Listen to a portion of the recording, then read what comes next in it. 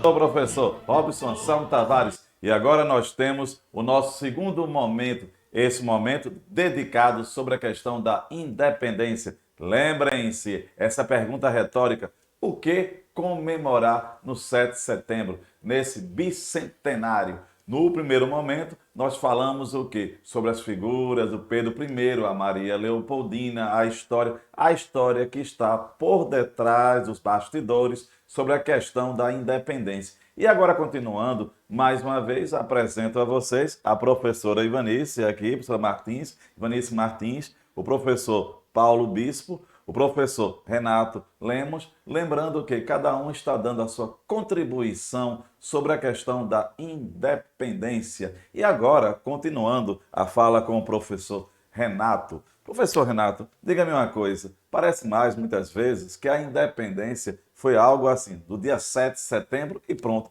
Houve outras personagens, outras pessoas, outros grupos, certo? Que participaram deste evento?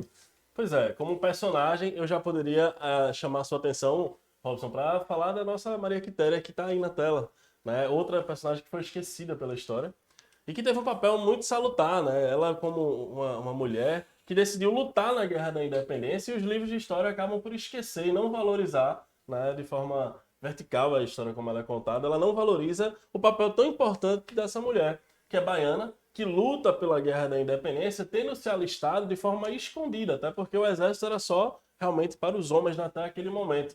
E aí ela pega uma roupa do seu tio, né, que serviu o exército, corta o cabelo bem curtinho, adentra, né, e com aquele sentimento nacionalista que já está sendo, né, momentaneamente ali, já está sendo construído, ela se embebedece desse sentimento, né, de nacionalismo, briga, participa da guerra a ponto de ganhar e conquistar o espaço do exército, né? No exército, ser condecorada ali, vai se tornar cadete, vai entrar na lista dos oficiais. E a ponto do próprio Dom Pedro reconhecer, né, mais tarde o trabalho dela e mandar uma carta, né, Paulo? Para o Exato. pai A dele, pedido dela, a ela pedido que. dela, né, mandar uma carta para o pai dela, para que ele não ficasse com raiva, porque ele ficou fulo da vida, né, de saber que a sua filha havia se alistado e feito aquilo tudo escondido, mas tudo pelo sentimento, né, de lutar por essa independência que a gente hoje aqui está comentando. Ela entrou nas Forças Armadas, vamos chamar assim, né? Foi. Escondida, né? Totalmente Porque o pai, escondido. uma última conversa que ela teve com o pai disse: olha, a mulher é feita para cozinhar, para cozer, para cuidar dos Procriar. filhos, e isso não cabe a uma mulher dentro das Forças Armadas. No outro dia ela foge de casa. É. Ela vai fugida, né? Então o pai deve ter ficado em casa. Quando ela consegue a vitória, né? Que o Dom Pedro reconhece, e aí eu acho essa parte tão bonita, eu sempre gosto de falar isso aí, porque a meiguice dela, quer dizer, aí ela volta ao lado meigo, né? O lado até, vamos dizer assim, feminino dela. Por favor, imperador, faça uma Faça uma carta para carta meu aqui. pai, Meu pai, dizendo, olha, sua bonitinha. filha foi Foi importante, para importante. poder sentir orgulho de mim, para poder valer, sabe, perdoar, bem perdoar a fuga, isso é muito bonito, né? A gente tem que comemorar essas coisas também, né? Não é somente a oficialidade do 7 de setembro, mas as lutas que vieram antes e o que Os vem depois. partícipes, né? A palavra comemorar, né, tem uma formação simples, né? Co significa junto, próximo, junto, né? E memória, memorare, né? Memória. Então é relembrar Trazer para perto, né? para trazer para perto, né? Unir, juntar. É o que a gente está aqui fazendo também, né? Isso não deixa de ser uma comemoração de toda essa história maravilhosa que nós tivemos.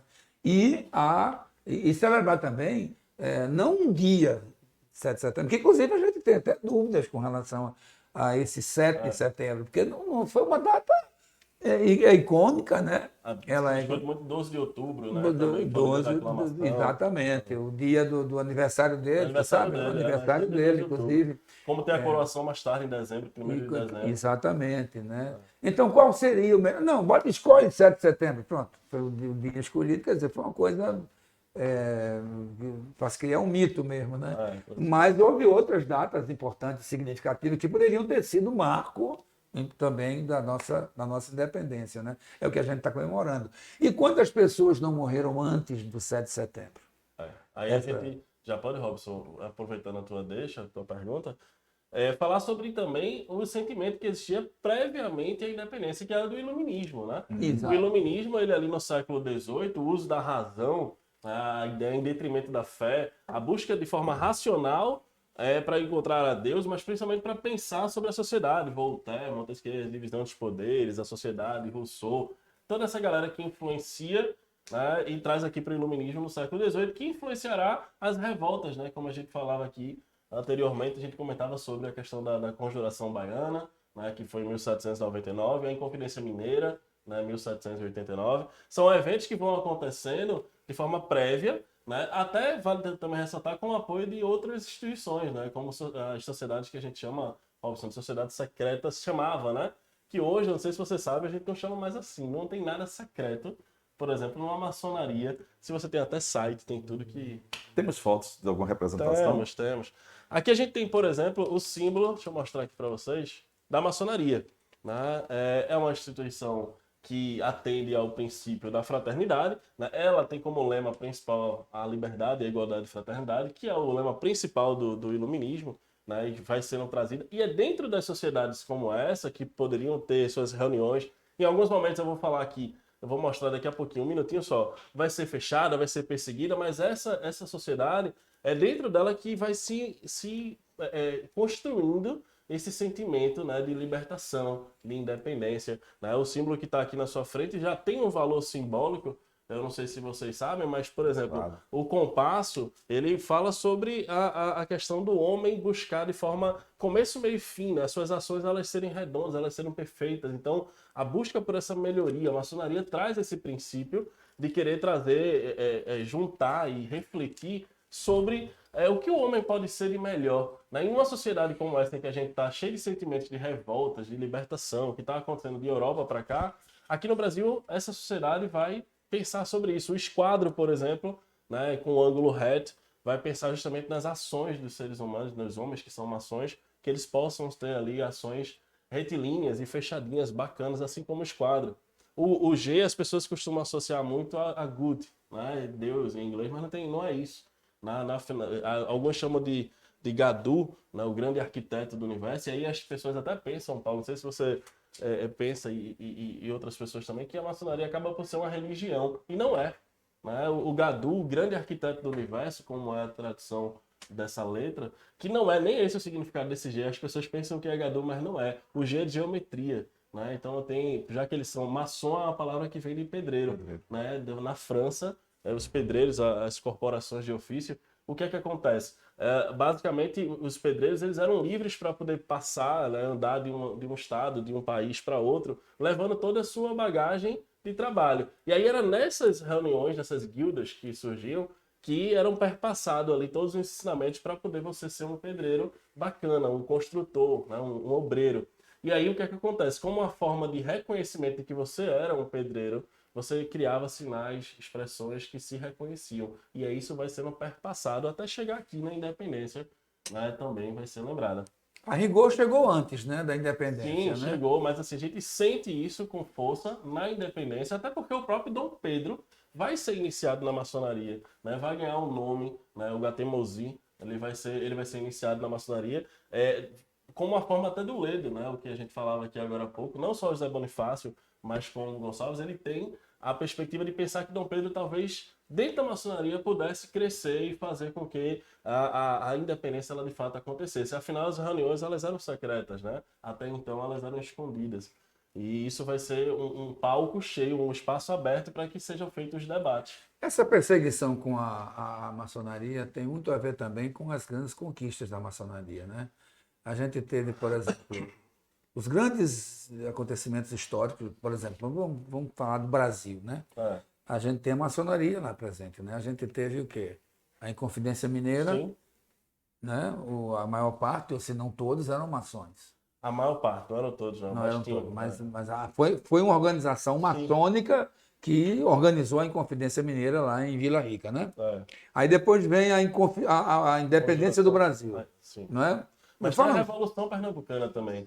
Antes tem a Revolução Pernambucana, que inclusive o Dom João vai proibir sociedade secreta. Aqui mesmo na tela, deixa eu mostrar a vocês aqui, ó. Essa é uma carta do Dom João VI, né, proibindo as lojas secretas, porque ele entende o papel importante, né? Tipo, como ele vai, eu faço saber que este alvará, com força de lei, virem que, né, tá ruim para ler aqui, mas verificado com os acontecimentos que são bem notórios, o excesso abusivo que é chegado sobre as sociedades secretas e tal, diversas ordens, associações, principalmente a maçonaria. Então ele vai instituir um bloqueio, né? Vai por um tempo ali, vai ser perseguido sim os maçons. Mas de fato os maçons têm essa E é feito até participação. hoje, né? Eu me lembro que eu estive numa cidade interior aqui de Pernambuco, agora há pouco tempo, e fui para lá para fazer parte de um aulão, de revisão e tal. E aí, quando terminou o aulão, a gente foi para a rua, pegar lá o carro, e do outro lado da rua tinha uma loja maçônica. Sim. E aí o companheiro que estava com a gente lá, que estava organizando o evento, falou assim, ó, presta atenção, aquelas pessoas que vêm por ali, pela calçada, quando chegar perto da maçonaria, da loja da maçonaria, eles vão atravessar para outra calçada, eles vão arrodear pela outra calçada, aí voltam para a calçada que estava, para não passar na frente da maçonaria. Assim, eu sou maçom e aí eu posso dizer que já houve oportunidades de estar de frente da loja e eu precisar fechar e estar paramentado. Vou até mostrar para vocês aqui qual é a diferença dos paramentos e tal, para tentar desmistificar um pouco isso. E já aconteceu de eu estar fechando a loja e passar 2 senhoras na frente se benzendo, assim, olhando para mim, sabe? Tipo, com aquela cara de espanto, achando que você de alguma forma... Porque reza a lenda e as pessoas dizem que o maçom, ele é pactuado com alguma coisa ruim, né? Que ele bebe sangue disso, daquilo, outro. Que é O uma símbolo religião... do bode, né? O bode. E aí, assim, porque o bode e tal. Mas, na verdade, não tem absolutamente nada a ver com isso, né? Tipo, não há um caráter religioso a maçonaria, Paulo. De jeito nenhum. Você é iniciado. A grande sacada da maçonaria, gente, é a coisa de se juntar. São homens, né, que buscam aperfeiçoar seus princípios, seus valores. Por isso o compasso, a régua, o esquadro, nesse sentido. Buscam aperfeiçoar seus princípios, seus valores, a ética, a moral, visando viver numa sociedade melhor. E aí, claro, as pessoas, por ser uma sociedade que você é convidado para adentrar, e não é algo que é aberto ao público, aí gera todo aquele, né, burburinho de que tipo assim, olha, isso aí só pode ser coisa ruim, porque não é acessível para quem quer. Há sim as reuniões abertas, tá? As pessoas, a mulher não pode entrar, mas a mulher participa. Hoje já existem as lojas paramaçônicas, né? Não as lojas, desculpa, o trabalho paramaçônico da Dafra, por exemplo, a Dama da Fraternidade, que são esposas de maçons, como você tem os filhos de maçons, os demolês, ou as filhas de Jó. Enfim, toda a família, que é uma das coisas que é prerrogativa da maçonaria, né? A crença num ser soberano, seja ele qual for, no caso aqui Deus, né? Você tem que acreditar que existe um ser soberano. E a família. Só. Não tem isso de religião, né? Pelo contrário, dentro da loja você tem pessoas que são espíritas, evangélicas, católicas, e todo mundo se dá muito bem, obrigado. Ô, professor, desculpe, Não pode falar. eu tenho uma pergunta, porque falou de maçonaria, Ah. né, nós temos aquela, né, questão de querer saber, tendo o professor aqui também. Nesse processo de independência do Brasil, as lojas maçônicas, elas influenciaram até que ponto, né, nessa questão da independência? Veja, já na Revolução de 1817, eu até tenho aqui a imagem de alguns maçons, eu posso mostrar para vocês. Você vai ter figuras importantes, né, como o Muniz Tavares, aquele de Pernambuco, Cipriano Barato, baiano, o irmão, né, de Zé Bonaparte, né, de Andrade, o Antônio Carlos Ribeiro, que também era maçom, são figuras que vão participar. E a maçonaria, já nesse momento, em 1817, né, junto com o Seminário de Olinda, serão ali que vai ganhar o nome até de Revolta dos Frades, né, que a gente até ganha, a gente tem até o 6 de março como dia, né, da Revolução Pernambucana em si. Ali você já percebe o estopim, visto que basicamente o povo pernambucano e as pessoas, de uma forma geral no Brasil, estavam insatisfeitos com aquela família real toda aqui. Então, em 1816, 17, você já tem uma seca que pesa muito economicamente falando, né? E, consequentemente, faz com que essa insatisfação ela só cresça. E é dentro da maçonaria que você vai perceber que a galera começa a conversar sobre isso e começa a fazer alguns apontamentos sobre o que fazer diferente. Então, desde 1817, você já enxerga, né, figuras como, por exemplo, tá aí, o padre Diogo Feijó, o Gonçalves Leiro, figuras que são maçom, né, que desempenham esse papel na maçonaria de forma atuante, e aí a gente percebe isso na independência 5 anos mais tarde. Visto que com a Revolução Pernambucana, que conseguiu tomar o poder, né, por 74 dias em média, ficou o sentimento, né, tipo, a gente consegue. Né, colocou para fora o Caetano Pinto de Miranda, Montenegro, que era o governador daqui de Pernambuco, e instituiu-se no poder na Revolução Pernambucana. Então, por mais que eles tenham perdido, 5 anos mais tarde a gente vai falar aqui dessa independência, a gente chega à independência que a gente está falando hoje, Mas chegou justamente por causa desse sentimento, né, de conquista que veio da Revolução Pernambucana e do trabalho, né, dentro dessas lojas maçônicas de conseguir debater e falar. Então, a maçonaria ela tem esse papel, como o bicho falou, atuante, tem. As pessoas criam essa mácula, talvez eu quero entender que é por causa dessa falta de acessibilidade, e aí tudo que não é acessível, né? As únicas coisas que eu posso garantir a vocês, que é o que a gente restringe a nós, é a forma como a gente se reconhece, né? A gente chama de sinais, toques e palavras. Então, os nossos sinais, os nossos toques, aperto de mão, as palavras que a gente usa, só o resto, tudo é aberto, né? Agora, é claro que as especulações, na internet você encontra um bocado de coisa, né? Então, um fala uma coisa, outro fala outra, aí você fica perdido. Mas a única coisa secreta que há é só isso, só para poder você saber que é um irmão seu. Eu acho que é também essa associação que você faz muito com Deixa eu pegar aqui, religião, ó. professor, Pega pra mim esses. é por causa da cruz e da espada, né? Da mistura da cruz e da espada. Então, se a maçonaria era um poder, posso falar do poder paralelo? Poder, Era um né? poder Tinha uma força paralela ali, né? civil, né? Paralelo, e ela estava do lado do sistema, do governo, então estava do lado da espada, Sim. ou estava do lado da cruz, né?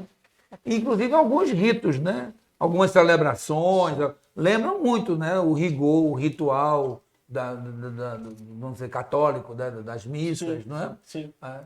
A hierarquia, o respeito à hierarquia. Pronto, né? você falou da hierarquia, eu vou tentar desmistificar um pouco isso aqui.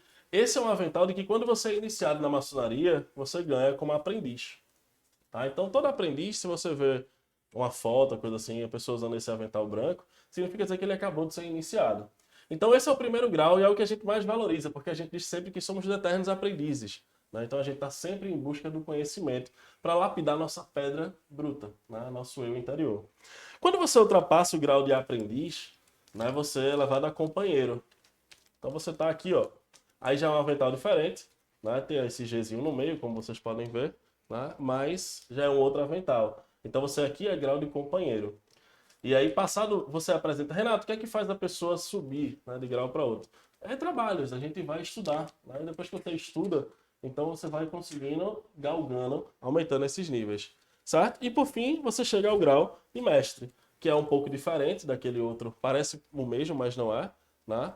E basicamente aqui, dá pra ver? Pronto. E junto com esse grau de mestre, se você vê alguém usando essa faixa, é porque ele é mestre. Então ele tem os direitos maçônicos. Em qualquer lugar do mundo ele vai ser maçom, reconhecido como maçom. Né? Então você tem aí esse daqui. Quando o maçom, para você terminar essa questão da hierarquia, você entra como aprendiz, passa a companheiro e chega a mestre. Quando chegar a mestre, você já é mestre. Se você quiser, você vai estudar. Essa é a maçonaria que a gente chama de maçonaria simbólica, que em todo lugar existe. Se você quiser estudar mais, ir atrás, de debruçar sobre a maçonaria, aí você começa a maçonaria filosófica. Então você começa o grau 4, 5, 6, 7, até o 33. Qual o grau de Dom Pedro? 33. Ele começa como aprendiz, mas isso até foi uma coisa interessante. Ele sai de aprendiz a 33 em meses, porque era do interesse. Então, podemos dizer que ele estudava a maçonaria? Não, podemos dizer Ou que só pelo título dele? Eu acredito que pelo título dele, ele houve essa majoração. Assim. Ele entrou, em pouco tempo ele foi exaltado a mestre e dali ele já chegou. E ele morreu como maçom? Não, ele depois vai ser colocado. Aqui, por exemplo, depois ele vai se afastar. Aqui, por exemplo, eu trouxe só um, porque são vários. Já é o avental da parte filosófica. Então, quando você entra na parte filosófica, você já tem outro avental, outra roupa. E, por fim, a comenda do grau 33. Né? Essa comenda, quem tem, é porque é último grau, 33. Né? Então, assim, a hierarquia é essa. Renato, mas eu preciso chegar ao 33? Não. Você pode ficar no mestre, grau 3, a vida toda. Né? É só uma questão de ritualística. É só uma questão de querer, certo? Não tem nada escondido. Senão eu não estaria mostrando aqui para vocês. Não tem nada aqui que não possa ser visto. A única coisa que a gente evita e que não fala são os sinais e toques das palavras. E pronto. Aí essa forma de conseguir se prevenir, se guardar, foi onde surgiu todas essas especulações. O professor, e dentro dessa questão da independência, tiveram grande força, não é? Essa questão da independência do Brasil, da independência, como o professor tocou aqui, do Dom Pedro I, tudo isso O Dom Pedro I, eu trouxe até anotado aqui as datas, ele vai ser elevado, ele vai ter início, né, a sua vida numa loja Ele vai ser levado no dia 5 de agosto de 1822. Ele já é levado ao grau maçônico, mas ele é iniciado, ele é colocado aqui, ó, quer ver? No dia 17/7. Ele vai ter ali o início da sua vida na loja Comércio e Arte, no Rio. E aí ele vai ter essa iniciação e basicamente você percebe que quando ele é levado em 5 de agosto, ele já está caminhando ali para o dia que seria o dia 9/9. Quando chega 9/9, a loja Comércio e Arte propõe justamente que seja feita essa aclamação e ele é basicamente elevado ainda mais ao grau de mestre, né? Então, ó, Dom Pedro é escolhido grão-mestre no dia 4/10. Então, um pouquinho depois de 1822, um pouquinho depois da independência, ele chega a grão-mestre. E aí dizem que ele ainda consegue administrar, ou ele ainda rege 2 ou 3 reuniões, mas depois se afasta, né? Mas aí é onde fica a ressalva de que há uma participação. E Dom João, quando descobre isso, né, já não gostava muito.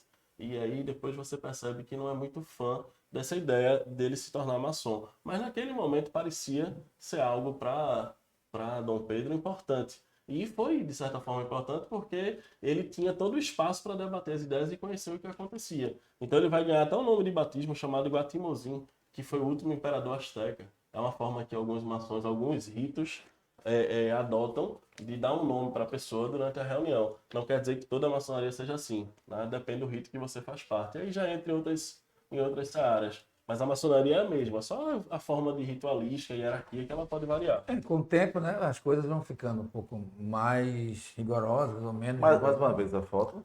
Ó, aqui você tem alguns participantes, né, dessa Revolução de Pernambuco, mas eu quero chamar a atenção para a primeira loja maçônica. Aqui há um embate, né? Alguns dizem que a primeira loja, que é a Europa de Itambé, na cidade de Itambé, não foi ela a primeira do Brasil. Ela é de 1796.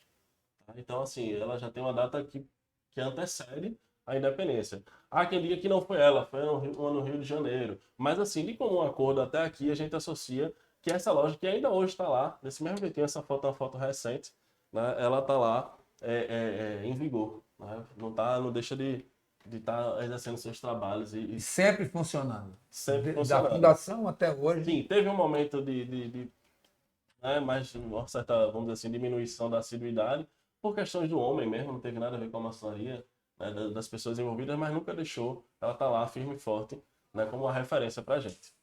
Aqui tem mais algumas figuras que até o dia de hoje, também dessa Revolução Pernambucana, são figuras lembradas, como Cruz Cabugá, né, Antônio Gonçalves da Cruz, que é o Cruz Cabugá, que também era maçom, como Gervásio Pires, que era um comerciante, né, que também é maçom e que também vai participar, essas pessoas vão atuar de certa forma, de forma muito presente na independência. Né? Então a gente tem aí algumas dessas figuras. E não parou por aí, né? A maçonaria continua ainda atuando politicamente no positivismo, né? Na formação das Forças Armadas no Brasil, na proclamação da República. É porque ela, como a gente, acho que até comentava sobre isso, Paulo, no primeiro momento era visto como academias, né? A gente até conversava sobre isso.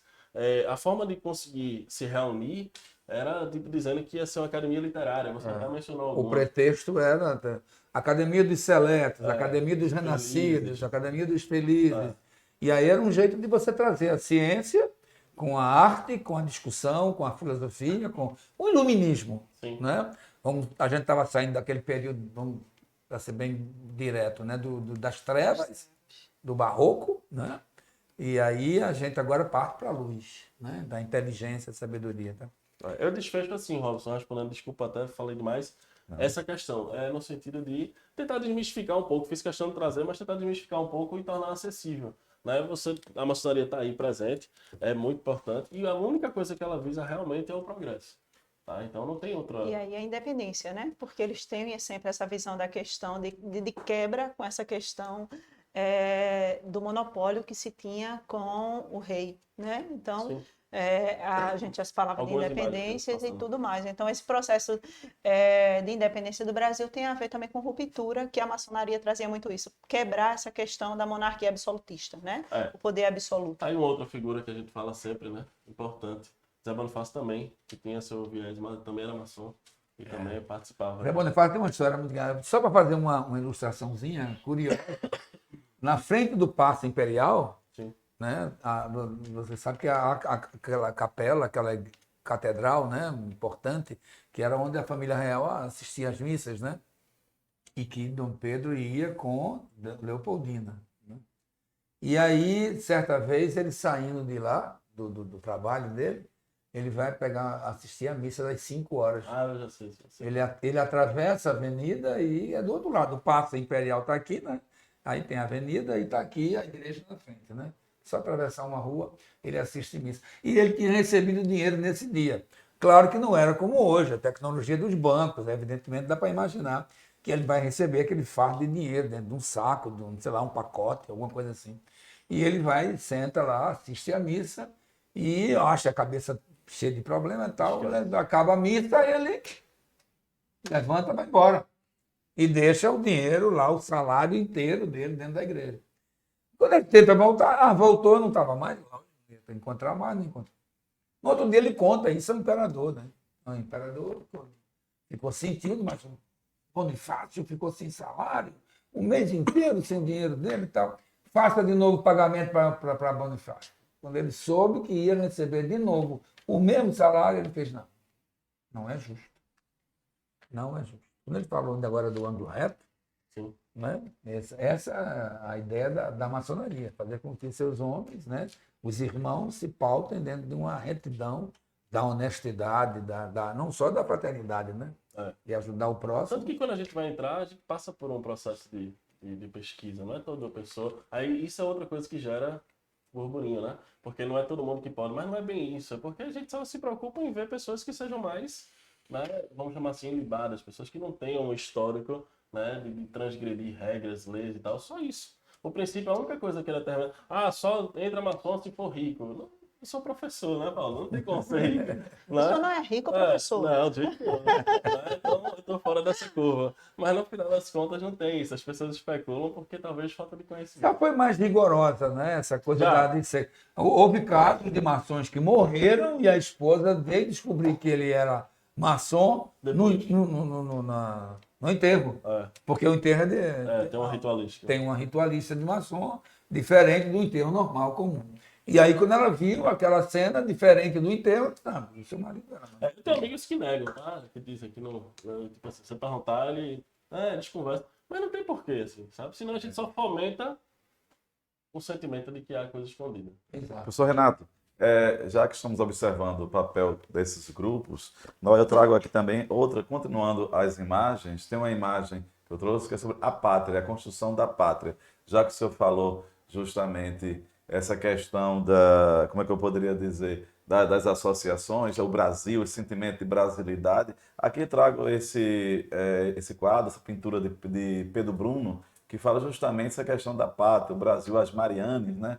Brasileiras, as mulheres. De um lado você vê no final ali uma mãe, que seria a mãe pátria, amamentando o seu filho, certo? E ele já coberto com a questão da bandeira brasileira. Aí você vê um bebê ali colocando uma estrela, que simboliza justamente mais um Estado da federação que aceita a questão da brasilidade. Há um momento nesse quadro, bem naquela mesa, que aparece uma imagem, lembra a imagem da Virgem Maria, que mostra justamente o autor quer dizer, o Estado é laico, mas o povo é religioso. Isso aqui é uma visão do sentimento de nacionalidade que nós estamos passando. Passamos o próximo aqui, para começar a discutir essa questão. Mas esse daqui que eu gostaria de lançar uma polêmica para todos vocês, para os professores de História e de Literatura aqui presentes.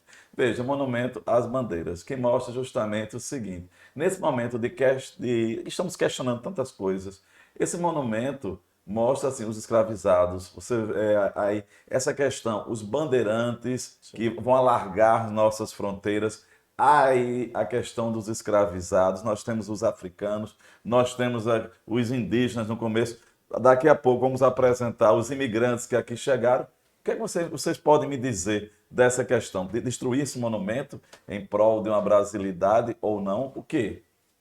Há um questionamento tão forte aí, sentimento, porque observar outros povos que construíram a nossa nação, não é isso? Como o professor Paulo citou no início, nós temos o sangue do indígena, do branco, certo? Dos imigrantes que aqui chegaram no sul do país, não é isso, professor? Isso, eu acho interessante, foi o que a gente falou, desse Brasil plural, né? A Sim. Constituição, a construção da nossa independência, ela foi, de certa forma, ela excluiu, né? A gente sabe que naquele primeiro momento a preocupação era a defesa da pátria, né? Vamos citar isso. Mas a gente precisa ver que existia muita coisa para se debater nesse processo de independência, né? E aí nós tínhamos, né, os nativos, né, os indígenas, nós tínhamos o negro. A gente só vem falar bem depois, em 1888, dessa questão da abolição, né? Já se falava, mas era uma coisa muito mais nativista, né? E há poucas camadas, né? Que não era uma coisa conveniente. Na independência você não vê, né? Você não vê. Então, assim, o que acontece? Houve a independência, tudo bem, né? As bandeiras, cada um que levantar as suas bandeiras, mas a nossa independência, hoje já que a gente está centralizando nessa questão, o que mudou, né? Hoje nós vemos ainda o tão famoso grito dos excluídos, né? Nesse processo de 200 anos, é um bicentenário, e a gente vê povos dentro desse contexto de independência que não foram vistos, né? Nesse processo, e até hoje eles lutam por essa identidade, né? Nós já temos uma identidade, nós já somos independentes, Mas isso né? é fruto muito, professora, daquele que a gente falava do positivismo, né? Essa coisa do século XIX, século XX que chega aqui, de querer verticalizar a história. Sim. Né? E quando a gente verticaliza, a gente exclui. Então a gente percebe muito isso. Monumentos como esse, eles devem e precisam ser lembrados e respeitados. A gente não tem que negar a história. Claro. Né? A gente já negou durante muito tempo. E aí você vai perceber isso principalmente pós-independência, trazendo como a senhora colocou aqui com relação às consequências que isso a gente vai enxergar. A gente percebe muito claramente que a questão do negro, como ele vai ser excluído da sociedade, você vai perceber que os primeiros censos na República já nem previa ainda a presença do negro. Né? Então, assim, existia uma exclusão até mesmo na pesquisa populacional, sabendo que era uma grande maioria. 3 milhões, mais de 3 milhões. Né? Então, assim, você percebe uma exclusão muito forte, né? Então, sem dúvidas. De cada 3 brasileiros, né? Um ou era negro ou era indígena, então assim, um não, 2. Né? Então, assim, a gente tinha uma diversidade. Que a gente falava aqui agora, ela não deu certo muito porque acreditava, os comerciantes como Gervásio Pires e tal, acreditava que se desse muita força e conseguisse essa independência, podiam os negros voltar-se contra os líderes dela. Né? Então, assim, meio que pararam de fomentar financeiramente, porque acreditava que se aquela independência ela de fato acontecesse, né, de Pernambuco perante o Brasil, em algum momento, quando conseguisse se libertar de Portugal, os negros poderiam tentar, como tomaram no Haiti. Lá na revolta do Haiti.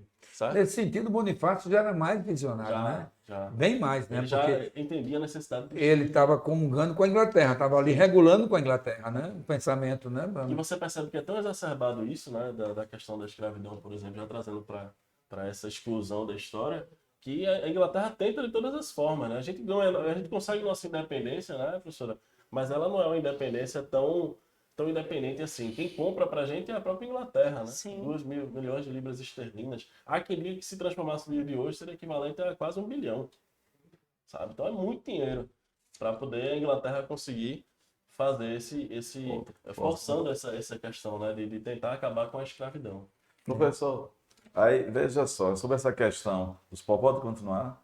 Eu trago um outro aqui que eu gostaria de uma capa de um livro. Pronto, aqui no caso falamos dos indígenas, da questão dos negros escravizados. Aqui eu trouxe, claro, aqui a capa de um romance, o livro Canaã de Graça Aranha, que vai falar justamente também quando o Brasil se torna independente, também posteriormente a República, ele atrai vários povos imigrantes que aqui chegam. Interessante, em especial no Sul e no Sudeste, em especial. Lembrando aqui de que naquele momento, não é?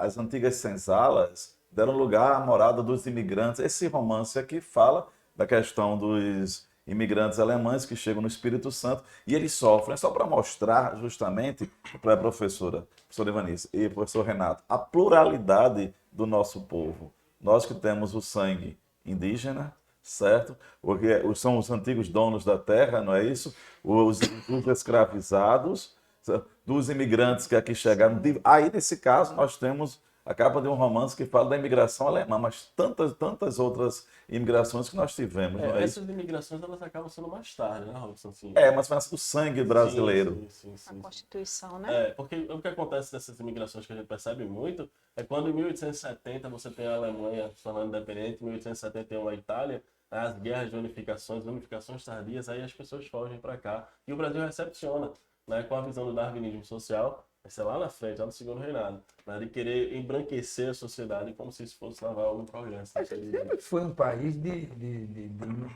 imigrantes, né? Porque os invasores portugueses, né? Os invasores Holandeses. os invasores holandeses, não foram invasores, mas a gente também recebeu os escravos, né? Que vieram da... Né?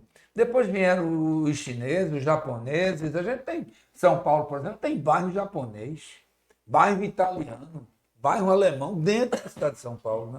Isso é da nossa história mesmo, né? Falando em monumento, eu lembrei aqui agora, eu hoje de manhã tirei essa foto, né, que é foi construído recentemente, né, um marco histórico aí da maçonaria, que mostra justamente, para dar desfecho àquilo que eu falava, eu acabei lembrando só agora, hoje de manhã estava chovendo, a foto não ficou tão boa, mas dá para perceber que é um homem justamente se construindo, né, se lapidando. Então tá aí, ele nasce da pedra, né, e ele mesmo vai se quebrando. Então é justamente isso que a maçonaria tanto fala, de você conseguir lapidar. Isso está na frente do Forte do Brum, foi colocado recentemente, né, ali pertinho da Prefeitura do Recife. Quem passa vê esse monumento, que é um monumento grande, em homenagem aí à participação da maçonaria. Eu não vi ainda essa Foi cultura. recente, eu acho que se tiver, sei lá, talvez 15 dias, um mês, tem muito. Olha aí, importante que a gente... Professor Renato, o que e o professor Paulo mostram esse monumento, essas fotografias, essas pinturas que nós mostramos, com essa questão da independência, veja uma coisa, professora, o Brasil plural, é a pluralidade.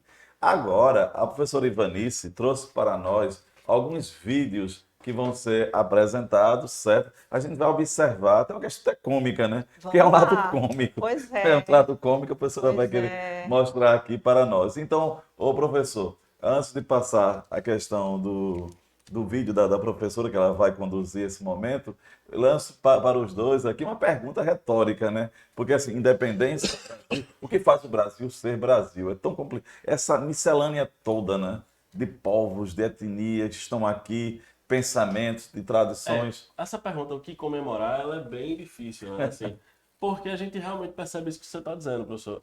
Relacionada à independência, a nossa independência ela foi pautada com outro princípio. A Inglaterra queria, né, penetrar seus produtos industrializados e com isso forçava a questão do fim da escravidão. E toda essa construção vai acontecendo durante todo o primeiro e segundo reinado.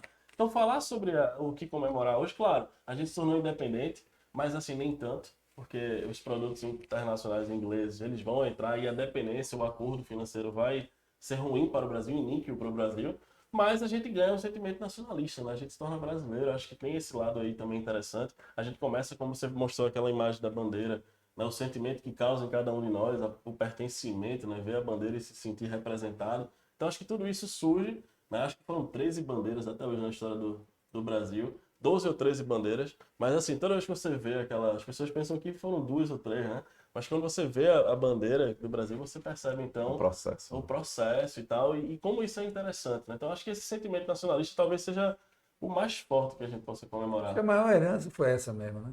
Porque a gente vê, inclusive, os problemas da sociedade daquela época, Sim, de 1822, ainda hoje. perpetuou. Problemas gravíssimos, econômicos, sociais, morais e tal, né? Ainda hoje, exatamente igual, né? Agora, que esse espírito nacionalista foi muito significativo, até porque a gente não era uma nação, né? Sim. Nós passamos a ser uma nação a partir de 22. Daí é que a gente começou a... Com dificuldades de reconhecimento de fora, né? Os países reconhecerem, mas a gente começou a partir dali, né? Exato. Uma nação. E aí a literatura, e aí o jornalismo, cria-se um ambiente intelectual no Brasil. Dá uma cara, né? A mulher começa a participar mais ativamente, né? A mulher começa, quer dizer, no governo começa a estudar, né? O governo até Pedro I, quantos por cento do Brasil era alfabetizado? 94 não eram. 94% não era alfabetizado. Não era. Existe uma base, né, de 90% a 94% de pessoas que não eram alfabetizados. A gente E não os tinha... alfabetizados, desculpa, professor, era restrito, como o senhor falou agora, aos homens, né?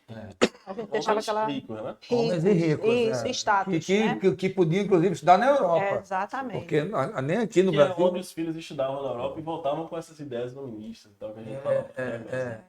Vamos Então, agora. a gente não tinha, inclusive, nem um estudo sistemático, acadêmico sistemático, da nossa própria história. Próprio, a gente herdava. Não era? Baseado. Porque história e literatura era uma coisa só. Depois, com o tempo, é que vão separar. Eu quero estudar a história do Brasil, eu liria, por exemplo, um poema como o Uruguai, o Caramuru, Prosopopeia de Bento Teixeira Pinto. Porque o que é isso? É literatura? Não, eu estou estudando a história do Brasil através da... Havia uma confusão ali do que é história e o que é literatura, né? A ficção e não ficção. Né? Tudo isso vai mudando, acho que positivamente, melhor, a partir da independência. Vamos lá aqui os vídeos que a professora Ivanice Pois escolheu. é, nós lá vamos aqui. brincar um pouquinho, né, com essa questão da independência. O brasileiro gosta dessas coisas, né? De brincar, então nada melhor do que o mundo. A gente falou de mudança, mas a gente vai falar do mundo dos nossos alunos, dos memes, né? Tenho certeza que disso tudo aqui vai sair muitos memes. Os senhores não acham, não? Acho que vão sair memes aqui, viu? Dos nossos alunos. Já vou deixar como atividade minha os memes para os nossos alunos. E aí eu trouxe algumas coisas para brincarmos um pouquinho, para quebrar um pouquinho, né? Só vai explicar, né? Vou sim, vamos Cada um. lá. Vamos pro primeiro. Rendam-se, seus fracotes! Vocês jamais conseguirão derrotar o grandioso Napoleão Bonaparte! Ai, caraças! Brasil, eu preciso de uma ajuda tua imediatamente! Ih, Manela, vem bomba. Que foi, patrão? As forças de Napoleão estão a chegar demasiado perto de Portugal! Estou a enviar a família real diretamente para tuas terras! Pô, cara, eu tô suavão aqui, viu? Assim, agradeço muito, da hora o convite, mas eu vou recusar. Ora pois, não estou a lhe pedir, estou a lhe avisar! Esquecestes que tu ainda és minha colônia, Brasil? Ai, que saco. Quem me dera existisse alguém pra mudar isso. Ora, gostei demasiado deste país Brasil, principalmente dos macacos. Na verdade, nós chamamos eles de brasileiros, Vossa Majestade. No final tudo mesma coisa. E por acaso, meu filho Pedro, alguém viu ele por aí? Estou aqui, papai. Estava por aí a conversar com estes macacos. Brasileiros. Este garoto já está a se comunicar com o povo, veja só. Realmente é um rapazinho muito independente. Alguns anos depois... Meu querido filho Pedro, ouça bem. Papai está a ir de volta a Portugal para resolver uns pepinos, ok? Enquanto isto, tu ficarás encarregado de cuidar deste Brasil, certo? Não te preocupes, papai. Cuidarei muito bem destes macacos. Brasileiro! Quer saber que se dane? Tu já falas como um grande imperador, meu filho. Tão novo e já alcançaste vossa independência. Enfim, estamos a partir. Adeus. Lá, lá, lá, lá, lá, lá, lá, lá.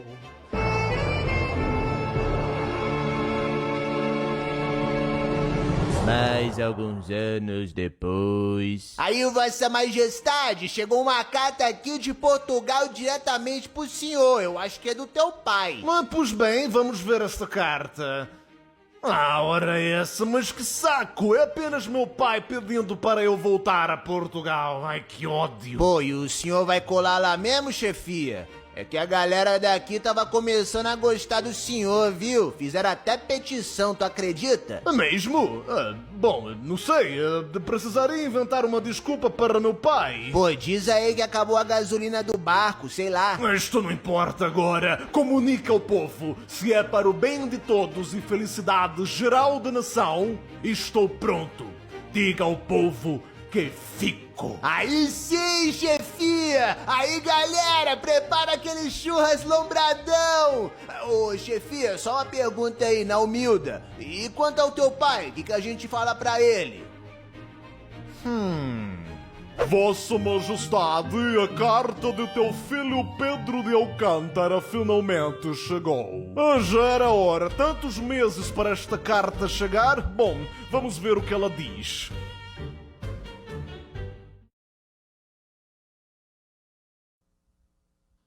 Mas que filho de uma p... Mais alguns anos depois... precisamente em 7 de setembro de 1822. Aí, Dom Pedrão, chegamos aqui às margens do rio Ipiranga, cara. O senhor tá pronto?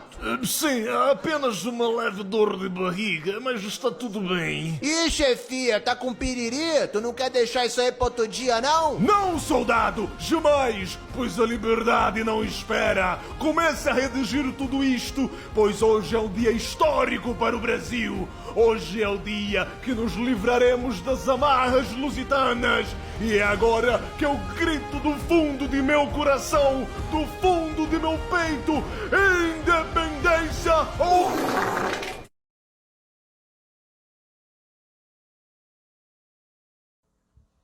Espero que este não seja tema das aulas de história. Olha aí, professora. Pois é uma forma cômica, vamos brincar com isso. Começamos com Napoleão nos ajudou, né, na chegada, forçou a família real, e terminamos, infelizmente ou felizmente, uma dor de barriga, que deu no que deu, e que depois se tornou tão sério. Dom Pedro nos traz a independência, mesmo não estando tão bem, né, ele traz a independência. Então, assim, usa as figuras cômicas que falamos aqui, mas de uma forma, né, de brincar tudo, né, trazendo essa figura do macaco, né, o brasileiro como isso, mas é o que o nosso aluno conhece, né, essa versão que ninguém quer contar, que naquele dia, naquele fatídico dia, ele estava com dor de barriga, né? E tudo isso ajudou. Esses personagens fazem parte da nossa vida, e o aluno vê dessa forma, que viu brilhantemente com cada um de vocês e enxerga assim. Napoleão ajudou para chegar até aqui, né, a família real, e terminamos dessa forma independentes em O resultado 1822. emocional, será que foi emocional dele? Acho que não, ele comeu alguma coisa que não deveria, professor. Estava experimentando. Acho que mais gente na comitiva dele talvez tenha comido da Deve mesma ter, coisa, deve né? ter. Agora, como ele era o astro, ele era o líder, Pois é, sobrou para ele, a né? fama ficou...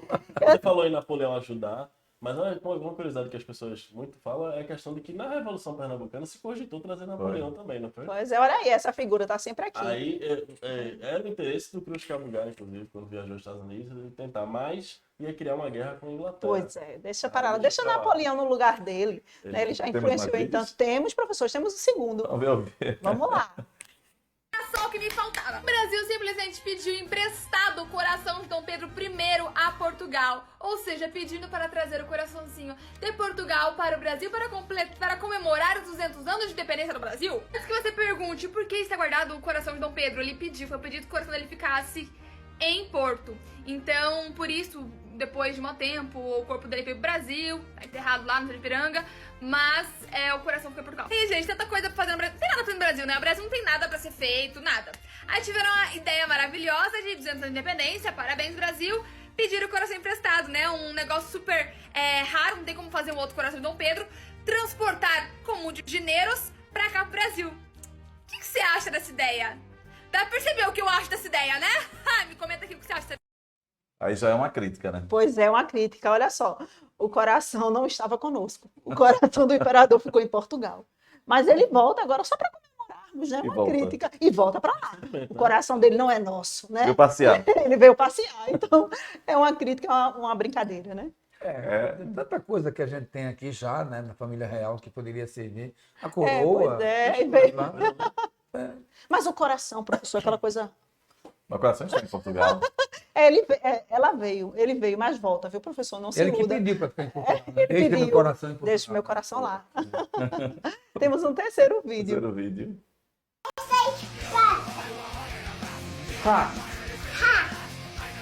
Eu sou um pirata. Não, eu sou o rei. Sou o rei papai. Você é o rei quem? Tá bom. Pois é, o menininho começa dizendo, eu sou espada, né? Depois ele vai brincando, ele é tudo que o pai era, né? Então, Dom Pedro, a princípio, foi o exemplo de Dom João. Ele pegou o exemplo do pai, né? Então, tudo que Dom João, a princípio, foi, ele foi pra gente. Só que com um pouco... a diferença foi que no final ele disse, eu sou Miguel. E no final nós ficamos, eu sou Dom Pedro e não mais Dom João. Né? Nós aceitamos Dom Pedro e esquecemos Dom João, né? Aí ficou Miguel para mostrar isso para a gente. É só uma forma da gente brincar com vocês, né? E distrair um pouquinho sobre isso. E aí o professor já tinha passado aqui um desafio, né? O meu desafio lá para os meus alunos, lá do Henriqueta, e os alunos que estão aqui vamos construir um meme com esses 200 anos, né? O que é que mudou? Então, assim, usem as ferramentas que eles sabem bem melhores, né? Utilizam bem melhor que nós. Eu, pelo menos, não consigo, professor. O senhor deve conseguir, mas eu não consigo. Né? Então, eu vou deixar o meu desafio, professor. O senhor já lançou o seu, né? Vamos construir os memes e marca aqui os professores para a gente ver como é que está saindo os memes. Eu achei interessante o seu desafio, porque justamente pegou um assunto de 200 anos, trazendo que o estudante nosso atualize através da ferramenta que eles têm. Temos ainda alguma capa? Alguma pintura? Vamos ver aqui. Olha, aqui é o seguinte, eu trouxe de propósito, que aí nós temos a Tarsila do Amaral e temos o Abapuru. Lembrar que neste ano nós temos comemoração do bicentenário da nossa independência e temos o centenário da Semana da Arte Moderna. Olha aí o protagonismo feminino. Observando, lembrar que a Tarsila não estava aqui, estava na Europa, e lembrar justamente o quadro Abapuru, certo? Esse símbolo do modernismo, esse símbolo da brasilidade. Justamente pensamos em fechar esse debate, já estamos terminando, com essa questão seguinte, a independência política e a busca para a independência cultural. Certo? Buscar o que é que faz o Brasil ser Brasil. Então, dentro desse questionamento, o que é que faz o Brasil ser Brasil? O que é essa questão do Brasil? O que é essa independência? E vamos voltar aqui, vou perguntar pela última vez, professor, temos que comemorar, professor Renato, primeiro? Eu acho que sim, a gente no final das contas, assim, eu volto a falar, esse sentimento de pertencimento, ele transcende somente a emoção, né? A gente vê isso na prática. O povo brasileiro, ele tem uma característica muito peculiar, né? Muito calorosa, muito amável. E depois de todo o sofrimento que já passou, eu acho que deixa isso, sim, como um dos princípios, assim, uma das referências não é um homem cordial, como diria um Buarque de Holanda, nem tampouco algo nesse sentido. Mas a gente percebe um sentimento que é muito nato, muito nosso, que nasce a partir dessa mistura de raças. Então, essa miscigenação. Então, eu acho que a gente tem sim o que comemorar. Se a gente olhar para a nossa cultura, se a gente olhar para a música, né, a gente tem muita coisa que a gente vai perceber na história do Brasil que nos identifica. Então, temos. Agora, claro, como o Paulo colocou, tem muito problema, tem muita coisa que a gente ainda carrega desde aqueles tempos, mas que hoje eu sinto cada dia mais com essa horizontalização, com essa busca pelo debate, por essas, né, a gente vai desmistificando, vai tentando combater e vai, quem sabe, aí galgando o progresso. E que a gente não fique achando também que as grandes conquistas que elas se dão assim, né? Não é que elas não se dão assim, elas vão acontecendo, né, aos poucos. Mas que, na verdade, quem mais muda somos nós próprios, é o povo, né? É a luta, é a necessidade e a luta do povo. Quer dizer, se não fosse o povo mesmo que tivesse ido às ruas, a abolição da escravatura não teria saído. Claro que nós contamos com o apoio da princesa Isabel, que foi valoroso, o empenho dela e tal, mas quantos escravos não sofreram antes de ela assinar aquele documento? Quantos quilombos não foram organizados? O povo que se organizou, entendeu? Então foi a grande força. Claro que aí tem o poder tem a força, o poder tem a arma, tem a pólvora, né? E tem enfim, e aí orienta, domina, tal. Mas o povo sempre fazendo as transformações. Isso é no sentido cultural, no sentido literário, artístico, sociológico, né? Ideológico também. A gente fala de Dom Pedro, a gente fala, mas não pode deixar de falar de Maria Quitéria. Sim. Não é? O senso nacionalista, por exemplo, a Revolução de 17, que coisa magnífica. Não é? Pernambuco, e a chamada Revolução Esquecida, né? Porque ficou... Isso. Pernambuco já tinha esse senso de pernambucanidade. Mangue né? Beat. Já tinha. Você tem uma ideia? Aqui no Recife, os padres, que a Revolução de 17 também chegou a ser chamada de Revolução dos Padres, a gente chegou a trocar o vinho da missa por aguardente. Né? Trocamos também o trigo da hóstia por tapioca. Mandioca. Uma massa de mandioca, não era mais feita do trigo, do pão.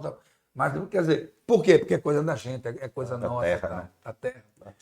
Não é? Então, e a gente contou com tanta gente, com tanto o Cabugá, não é?